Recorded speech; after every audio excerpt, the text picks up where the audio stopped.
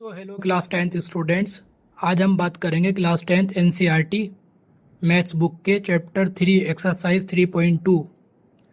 Exercise 3.2 के question third में बोला गया है कि form the pair of linear equations for the following problems and find their solutions by substitution method. इस क्वेश्चन में बेसिकली बोला गया है कि इन प्रॉब्लम्स की लीनियर इक्वेशंस आपको फॉर्म करनी है, दैट मीन्स बनानी है, और फिर उनके सॉल्यूशन फाइंड आउट करनी है बाय सब्स्टिट्यूशन मेथड। सो सब्स्टिट्यूशन मेथड हम ऑलरेडी डिस्कस कर चुके हैं एक्सरसाइज 3.2 के क्वेश्चन 1 एंड 2 में। नाउ हम क्वेश्चन 3 का पार्ट फर्स्ट पढ़ेंगे। पार्ट फर्स्ट में बोला गया है कि the difference between two numbers is 26 and one number is 3 times the other, find them. बोला गया है कि दो नंबरों के बीच का जो डिफरेंस है वो तो 26 है, और उन दो नंबरों में से जो बिगर नंबर है वो 3 टाइम है अदर नंबर का, दैट मीन्स छोटे नंबर का। सो हमें उन दोनों नंबरों को फाइंड आउट करना है कि वो दो नंबर कौन से हैं जिनके बीच का डिफरेंस 26 है, और उन दो में से जो बड़ा वाला है वो सेकंड वाले का 3 टाइम है। सो अब हम इसका सॉल्यूशन करेंगे। जैसे कि सॉल्यूशन में जिस चीज़ को हमें फाइंड करना होता है उन्हीं दोनों चीज़ों को हम सपोज कर लेते हैं, एक को x एक को y, क्योंकि ये linear equation in 2 variable chapter हम पढ़ रहे हैं। So let the first number be x, पहले नंबर को हमने x मान लिया और दूसरे को y मान लिया। क्वेश्चन में दे रखा है डिफरेंस इन दोनों के बीच का 26 है, तो इसका मतलब एक बड़ा होगा और एक छोटा होगा। बड़ा नंबर जो है उसको x, छोटे को y, तो x minus y equal to 26 according to the question. This is our first equation.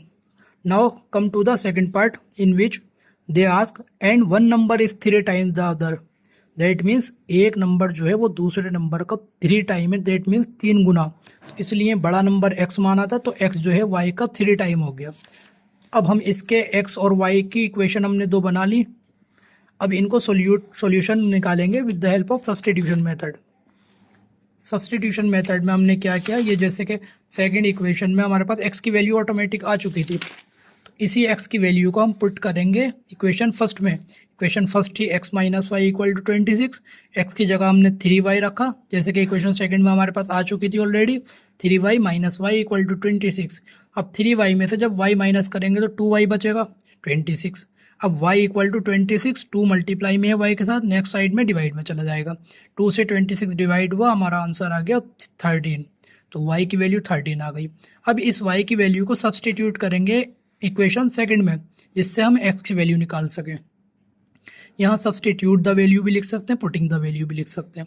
x equal to 3y जो हमारी सेकेंड इक्वेशन थी, 3 इंटू 13 जो हमने यहाँ से निकाल ली y की वैल्यू, x की वैल्यू आ गई 39। देयरफॉर फर्स्ट नंबर जो हमने x माना था वो 39 आ गया, सेकंड नंबर या अदर नंबर जो हमने y माना था वो 13 आ गया। Your first part is completed of exercise 3.2 का question third. Thank you student.